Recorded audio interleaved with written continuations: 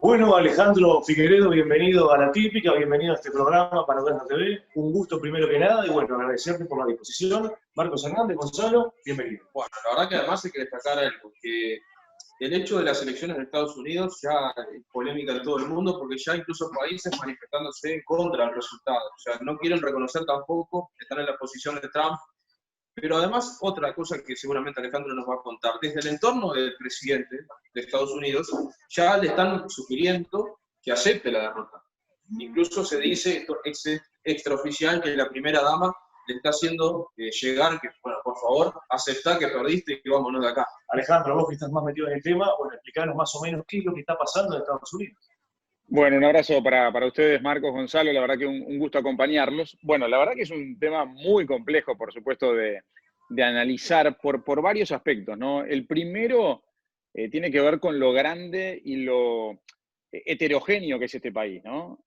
Realmente, nosotros estamos acostumbrados a manejar conceptos de opinión pública, por ejemplo, en un país como Uruguay que tiene menos de 3 millones de habitantes, ¿no? Y donde tenemos el mismo clima y en 5 horas de auto prácticamente recorremos todo el país.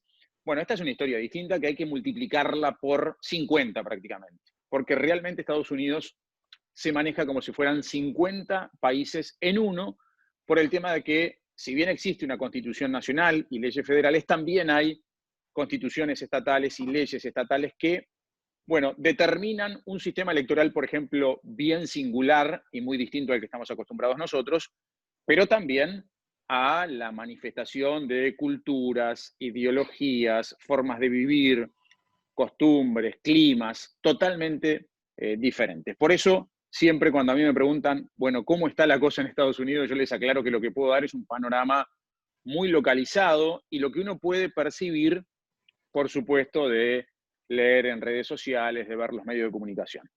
Pero sí, está pasando mucha cosa, y todos los días surgen novedades y noticias completamente nuevas. Por ejemplo, hoy, Donald Trump fue la primera vez que puso un mensaje de Twitter que no tenía que ver con la elección, ¿sí? Hoy destacó, por Muy ejemplo, el activo el presidente crecimiento. de Twitter, muy activo en redes sociales y muy polémico también. Sí, claro, pero por ejemplo hoy es la primera vez que habla del crecimiento de los mercados, habla de la vacuna y de ese 90% de efectividad que se está dando.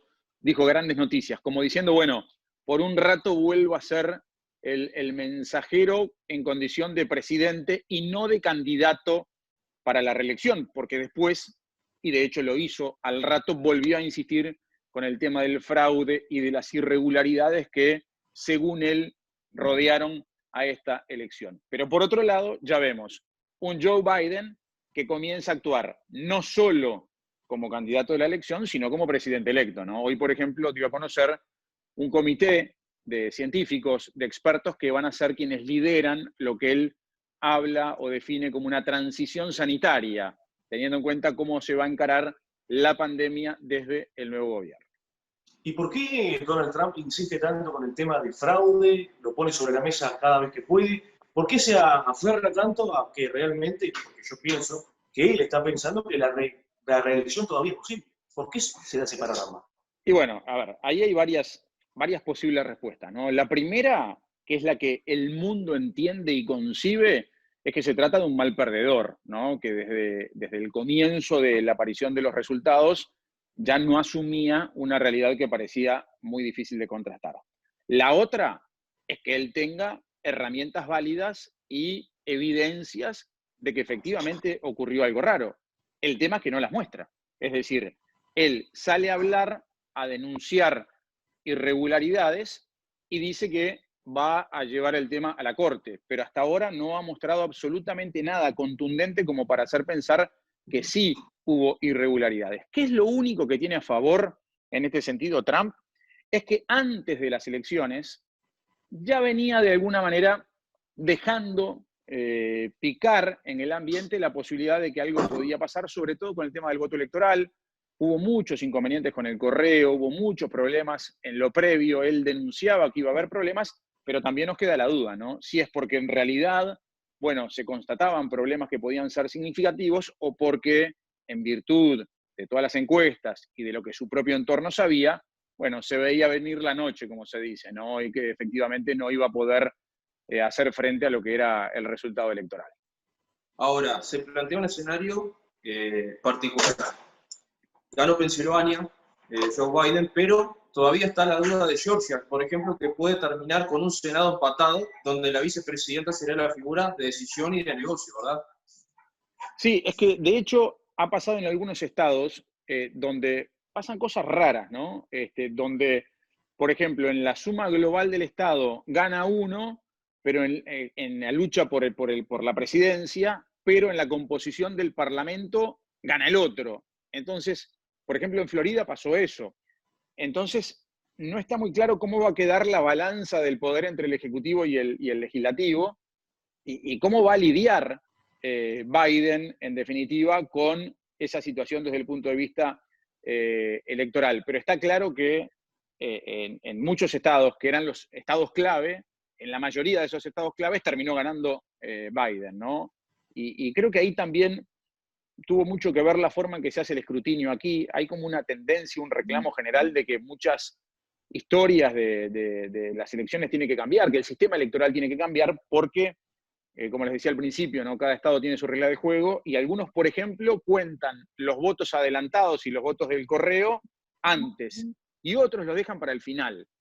Entonces esa dinámica fue la que determinó que el escrutinio mostrara una tendencia en un momento donde, por ejemplo, Trump lideraba, pero todos decían, sí, pero ojo que los votos que faltan contar son de lugares que normalmente se impone el Partido Republicano o el Partido Demócrata. Entonces, ahí es donde evidentemente fue cambiando la tendencia. Y fue lo que pasó. En las grandes ciudades se impuso el Partido Demócrata y en las zonas rurales se imponían los republicanos. Entonces, dependía de dónde faltaba contar votos para, bueno, ir pautando la tendencia. Pero terminó ganando, como saben, Biden en Arizona, en Pensilvania, en Georgia, en lugares donde finalmente se terminó definiendo la elección. Recién mencionabas, bueno, el lugar que es tu residencia, Florida, termina siendo raro por el tema de Trump con los latinos, Florida, Miami, repleto de latinoamericanos, igualmente gana Donald Trump. Sí, lo que pasa es que también ahí hay otra lección que quedó clara, ¿no? Acá se habla mucho del voto latino, pero efectivamente no hay un voto latino. Es decir, también los latinos son muy heterogéneos. Es distinto, dos cosas que son muy lógicas, ¿no? Dos cosas básicas, obvias, pero que pesan mucho. ¿De dónde vienen y dónde viven? Es decir, no es lo mismo un cubano en Miami que un mexicano en Texas, por decir dos extremos que son claros. Entonces, dependiendo cómo se compone esa población latina y dónde es que viven, es que también se genera un comportamiento distinto a la hora de votar. Entonces, para muchos no fue tan sorpresivo que, por ejemplo, Trump se impusiera en los lugares donde hay una fuerte presencia cubano-americana. Pero era claro que no podía ganar, por ejemplo, donde hay una presencia más fuerte de origen mexicano. Por eso es que se da la victoria en algunos lugares, como el de Arizona, donde históricamente, bueno, ganaba el Partido Republicano y donde ahora se impuso el Partido Demócrata.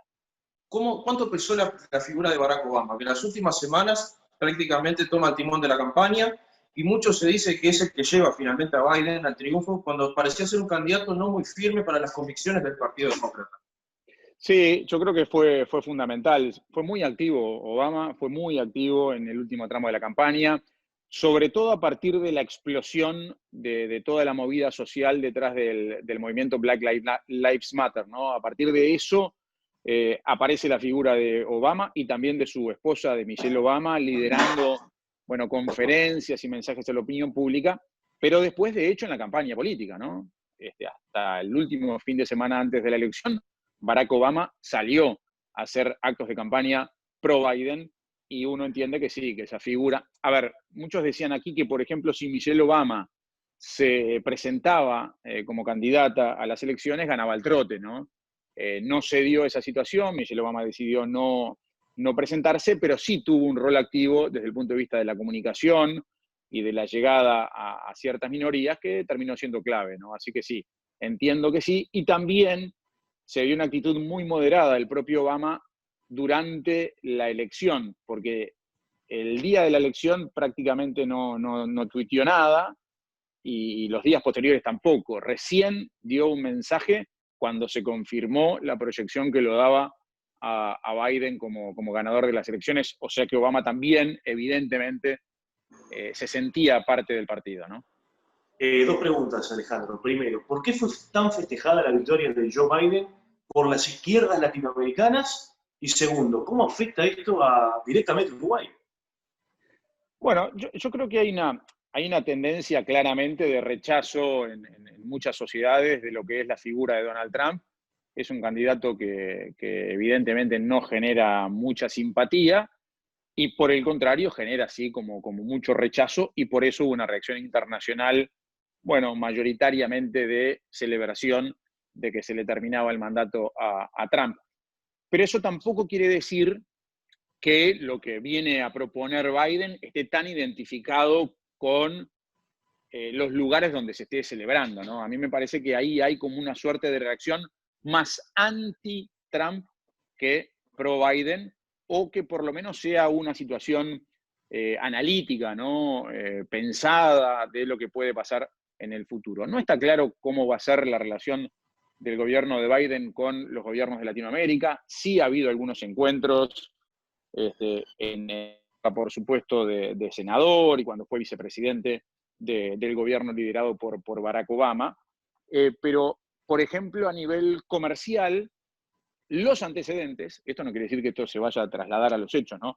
Los antecedentes hablan de que ha habido mejor relacionamiento con el gobierno uruguayo, por ejemplo, en gobiernos republicanos, ¿no? De hecho, de la mano de Bush, que era una cosa muy dura en ciertos aspectos, fue el momento en el que quedamos en la puerta del Tratado de Libre Comercio, ¿no? Ustedes recordarán que se acercó Bush a la residencia de Anchorena, aquel encuentro con Tabaré Vázquez. Es decir, ha habido como una posibilidad de un Tratado de Libre Comercio que para muchos hubiese significado un cambio rotundo en la economía de Uruguay de la mano del Partido Republicano. Y por lo que yo he hablado con gente vinculada a la actividad comercial, dicen que históricamente el relacionamiento ha sido mejor para el comercio con gobiernos republicanos.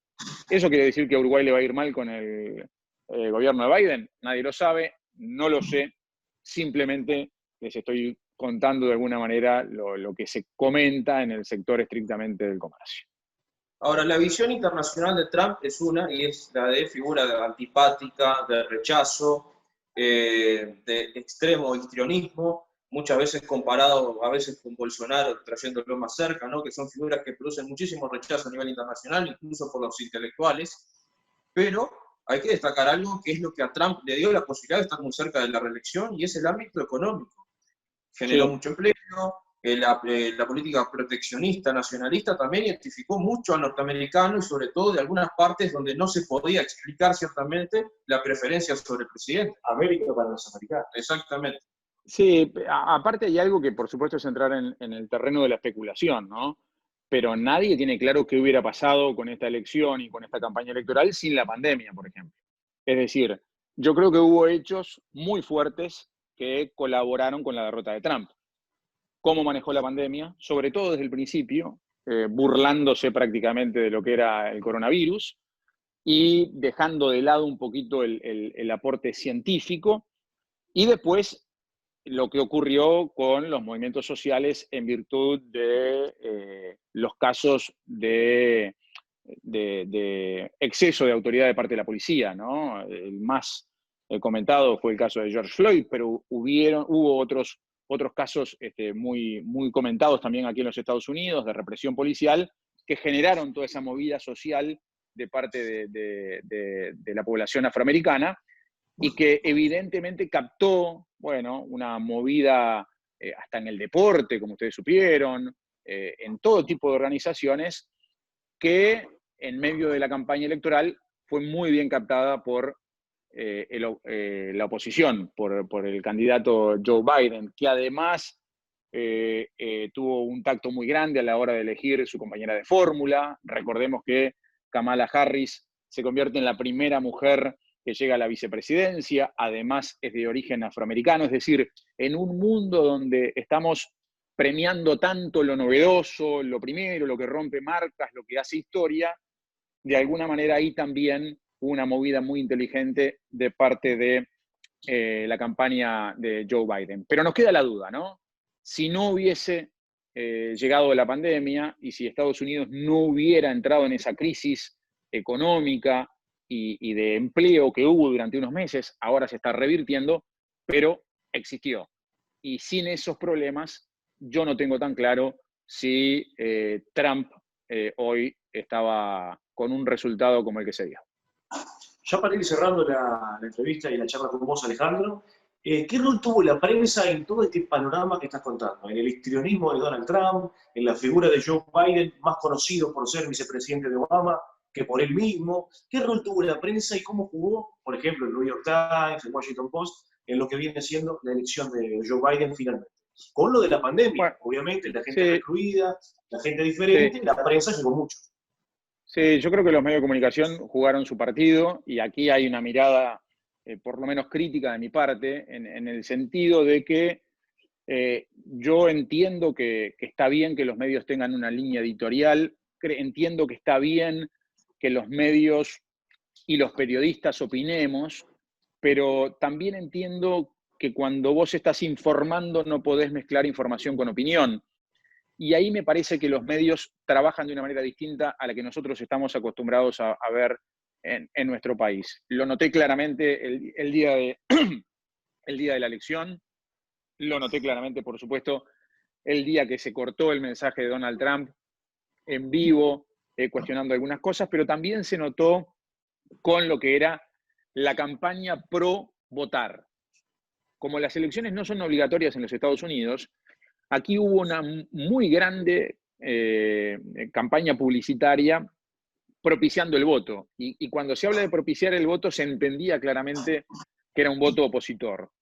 Y en ese caso, los medios hicieron una campaña muy fuerte para que, bueno, Biden terminara llegando a la presidencia. Insisto, creo que hay lugares y momentos para opinar, pero creo que hay escenarios, sobre todo los informativos y los de las transmisiones de las elecciones, por ejemplo, donde tiene que primar de alguna manera la objetividad y el respeto por el que está del otro lado, porque del otro lado te está escuchando gente que está de acuerdo contigo y que te puede estar aplaudiendo, pero también puede haber gente que no está de acuerdo contigo y que tiene derecho a recibir exactamente el mismo nivel y calidad de información que le estás dando al resto.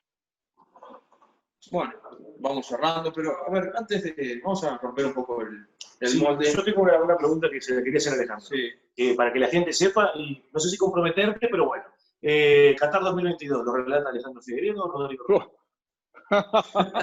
No, no tengo ni idea, falta tanto para eso, no, sinceramente que no tengo ni idea, porque además depende de tanta cosa, depende de muchos factores, sí, es imposible contestar esa pregunta, sinceramente no hay manera de responderla.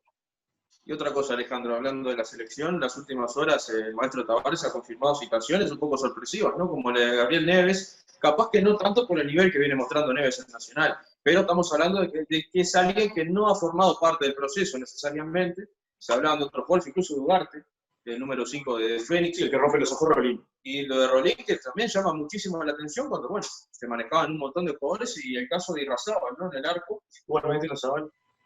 Claro, pero uno se imaginaba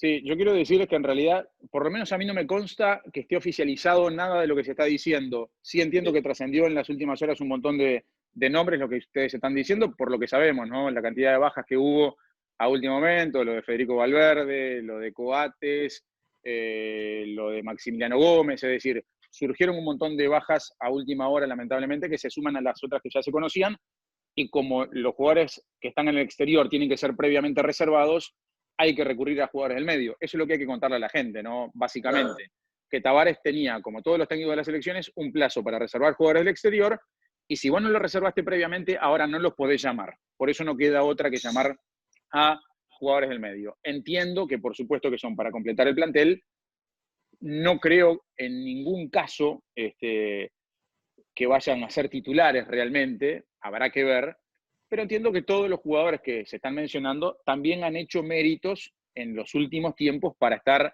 en el radar de la selección. El caso que más me llama la atención a mí es el de Rolín, pero el de Rolín pasa por un tema de edad, es decir, me llama la atención por un tema de edad.